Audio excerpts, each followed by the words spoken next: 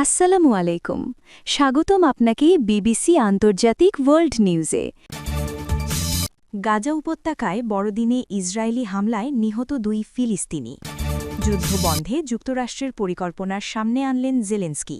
Putin কি মানবেন? ট্রাম্পের নির্দেশে নাইজেরিয়ায় ভয়াবহ মার্কিন হামলা। কাবা শরীফ চত্বরে লাফিয়ে পড়ে আত্মহত্যার চেষ্টা এক ব্যক্তির। শুনছিলেন শিরোনাম, এইবার বিস্তারিত। বড়দিনের দিন গাজা উপত্যকায় ইসরায়েলি সেনাদের হাতে আরও 2 ফিলিস্তিনি নিহত হয়েছেন। নিহতদের বিরুদ্ধে তথাকথিত ইয়েলো লাইন অতিক্রম করার অভিযোগ আনা হয়েছে।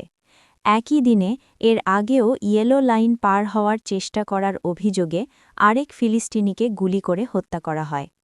নিহতদের ব্যক্তিগত পরিচয় ও বয়স সম্পর্কে এখনও কোনো তথ্য প্রকাশ করা হয়নি। তবে এই ধরনের ঘটনার মধ্য দিয়ে ফিলিস্তিনি এলাকায় সহিংসতার মাত্রা বেড়ে যাওয়ার আশঙ্কা দেখা দিয়েছে। ইসরায়েলি সেনাবাহিনী গাজা উপত্যকার 50%-এরও বেশি এলাকা নিজেদের নিয়ন্ত্রণে রেখেছে এবং এই এলাকা তারা ইয়েলো লাইন দিয়ে চিহ্নিত করেছে। তবে বাস্তবে এই সীমারেখা মাটিতে স্পষ্টভাবে চিহ্নিত নয়। প্রতিদিনই ইয়েলো লাইন অতিক্রমের অভিযোগে ফিলিস্তিনিদের হত্যা করা হচ্ছে। এসব ঘটনার পর ইসরায়েলি সেনাবাহিনী নিয়মিতভাবে নিহতদের সন্ত্রাসী বলে দাবি করে। এদিকে নিহতদের মধ্যে অন্তত 2 জন শিশু রয়েছে বলে জানানো হয়েছে। তবে এখনও পর্যন্ত কোনো প্রমাণ প্রকাশ করা হয়নি যা দেখায় যে নিহতরা আসলেই সন্ত্রাসী ছিলেন।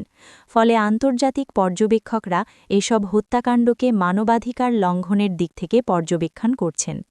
মিডল ইস্ট আইয়ের তথ্য অনুযায়ী এই ধরনের ঘটনা ফিলিস্তিনি ইসরায়েল সংঘাতের বর্তমান চিত্রকে আরও জটিল ও উত্তপ্ত করে তুলেছে। ফিলিস্তিনি কমিউনিটি এবং আন্তর্জাতিক পর্যবেক্ষকরা এই হত্যাকাণ্ডকে উদ্বেগজনক হিসেবে উল্লেখ করেছেন এবং পরিস্থিতি শান্ত ও স্বচ্ছভাবে মোকাবেলার জন্য দ্রুত পদক্ষেপের আহ্বান জানিয়েছেন। তথ্যসূত্র Middle East Eye. Russia Ukraine যুদ্ধবন্ধে যুক্তরাষ্ট্রের নেতৃত্বে তৈরি করা একটি খসড়া পরিকল্পনার সর্বশেষ সংস্করণের শর্তে বেশ কিছু ছাড় পেয়েছে কিয়েভ। ইউক্রেনের প্রেসিডেন্ট ভলোদিমির জেলেন্সকি গত মঙ্গলবার এই পরিকল্পনার কথা সামনে এনেছেন। তবে মস্কো এই নতুন শর্তগুলো মেনে নেবে কিনা তা নিয়ে এখনও বড় ধরনের প্রশ্ন রয়ে গেছে। যুক্তরাষ্ট্র ও ইউক্রেনের প্রতিনিধিদের মধ্যে সমঝোতা হওয়া 20 দফার পরিকল্পনাটি বর্তমানে মস্কোর পর্যালোচনায় রয়েছে। তবে বিশ্লেষকেরা মনে করছেন পূর্ব ইউক্রেন থেকে কিয়েভকে পুরোপুরি সেনা সরিয়ে নেওয়ার যে কঠোর অবস্থানে ক্রেমলিন অনড় রয়েছে তা থেকে তার সরে আসার সম্ভাবনা কম। জেলেন্সকি স্বীকার করেছেন যে খসড়া নথির সব দফা তার পছন্দ নয়।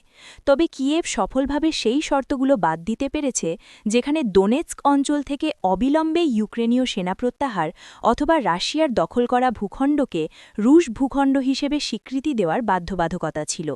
তবে জেলেন্সকি ইঙ্গিত দিয়েছেন এই প্রস্তাব বাস্তবায়িত হলে কিয়েভের জন্য কিছু এলাকা থেকে তাদের সেনা সরিয়ে নেওয়ার পথ তৈরি হবে। এর মধ্যে দোনেৎস্ক অঞ্চলের সেই 20% এলাকাও রয়েছে যা বর্তমানে ইউক্রেনের নিয়ন্ত্রণে আছে। সেখানে একটি অসামরিক অঞ্চল গড়ে তোলা হবে। এছাড়া ন্যাটোতে যোগদানের আবেদন প্রত্যাহার করে নেওয়ার যে শর্ত আগে ছিল, নতুন খসড়া থেকে সেটিও বাদ দেওয়া হয়েছে। গত মঙ্গলবার সাংবাদিকদের সঙ্গে 2 ঘণ্টার এক ব্রিফিংয়ে জেলেন্সকি এই পরিকল্পনা তুলে ধরেন। পরিকল্পনার সর্বশেষ সংস্করণ সম্পর্কে জেলেন্সকি বলেন, দোনেৎস্ক, লুহান্স্ক, জাপোরিজিয়া এবং খেরসন অঞ্চলে চুক্তি স্বাক্ষরের দিন পর্যন্ত যে অবস্থানে সেনারা মোতায়েন থাকবে সেটিকে কার্যত লাইন অফ কন্ট্যাক্ট বা নিয়ন্ত্রণ রেখা হিসেবে স্বীকৃতি দেওয়া হবে।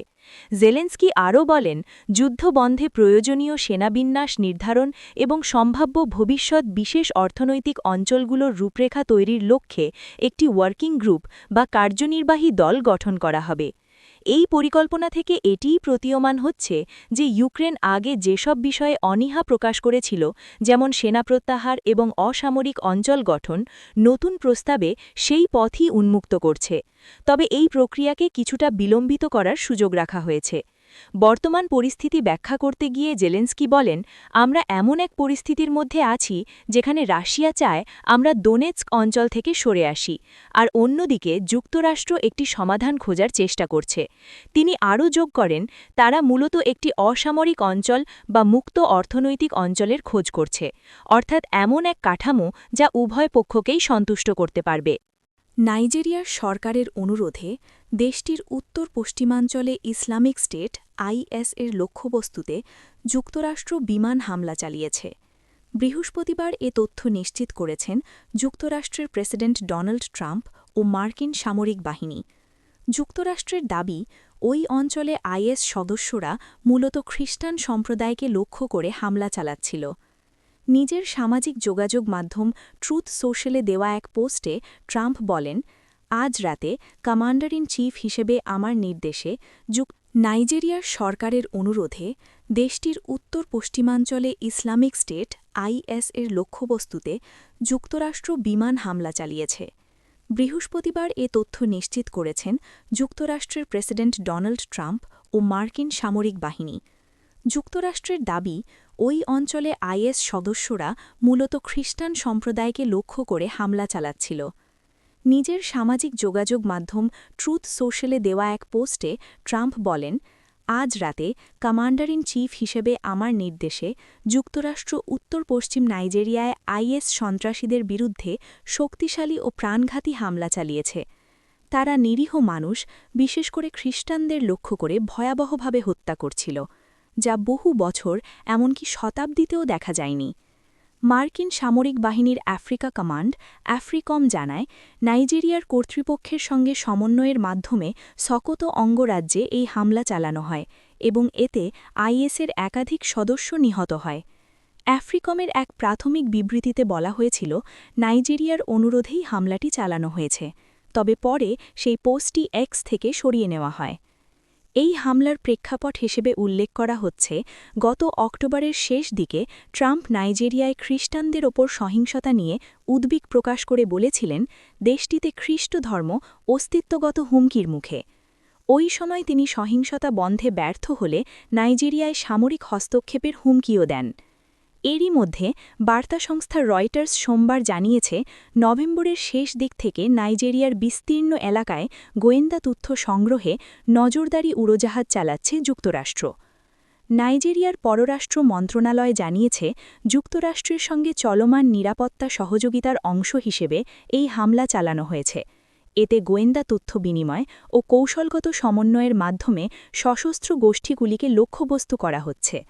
এক্সে দেওয়া এক পোস্টে মন্ত্রণালয় জানায়, এর ফলে উত্তর পশ্চিমাঞ্চলে বিমান হামলার মাধ্যমে সন্ত্রাসী লক্ষ্যবস্তুতে নির্ভুল আঘাত হানা সম্ভব হয়েছে। এদিকে পেন্টাগনের প্রকাশিত এক ভিডিওতে একটি যুদ্ধজাহাজ থেকে ক্ষেপণাস্ত্র নিক্ষেপের দৃশ্য দেখা যায়। মার্কিন প্রতিরক্ষা দপ্তরের এক কর্মকর্তা বলেন, আইএসের পরিচিত একাধিক ঘাঁটিতে অবস্থানরত সশস্ত্রদের লক্ষ্য করেই হামলা চালানো হয়েছে।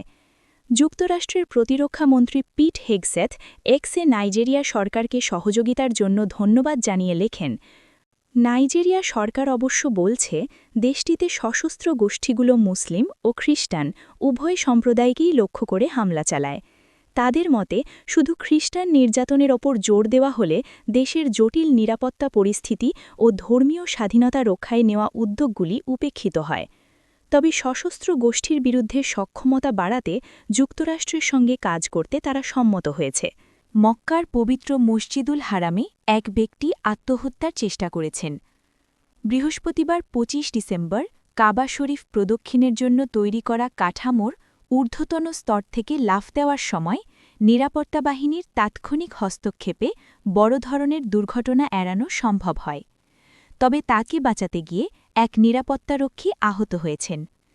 বার্তা সংস্থা সৌদি প্রেস এজেন্সি ও স্থানীয় সংবাদমাধ্যম সিয়াসাতের তথ্য অনুযায়ী, ঘটনার সময় হারামে দায়িত্বে থাকা নিরাপত্তা সদস্যরা দ্রুত পরিস্থিতি নিয়ন্ত্রণে নেন এবং অন্য মুসল্লিদের নিরাপত্তা নিশ্চিত করেন।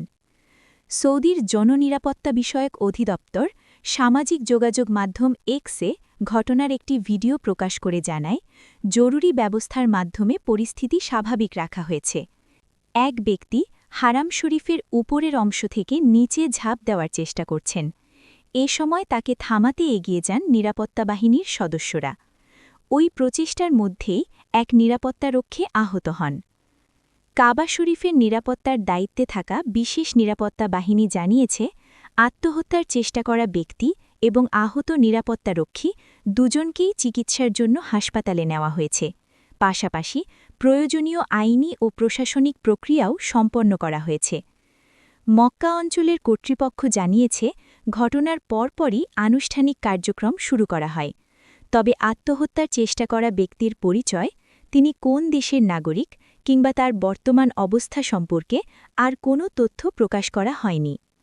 ইসলামের সবচেয়ে পবিত্র স্থান মসজিদুল হারাম সার্বক্ষণিক কঠোর নিরাপত্তা নজরদারির আওতায় থাকে। জরুরি পরিস্থিতি মোকাবেলায় সেখানে বিশেষায়িত ইউনিট মোতায়েন রয়েছে। এর আগেও হারাম চত্বরে এ ধরনের ঘটনা ঘটেছে। ২০১৭ সালে এক সৌদি নাগরিক কাবা শরীফের কাছে নিজের শরীরে আগুন লাগিয়ে আত্মহত্যার চেষ্টা করেছিলেন, তবে নিরাপত্তা বাহিনী তা ঠেকায়। ২০১৮ সালে সেখানে আত্মহত্যা সংশ্লিষ্ট ৩টি ঘটনা নথিভুক্ত হয়। সর্বশেষ ২০২৪ সালেও এক ব্যক্তি হারামের ওপরের অংশ থেকে লাফিয়ে পড়ে প্রাণ হারান।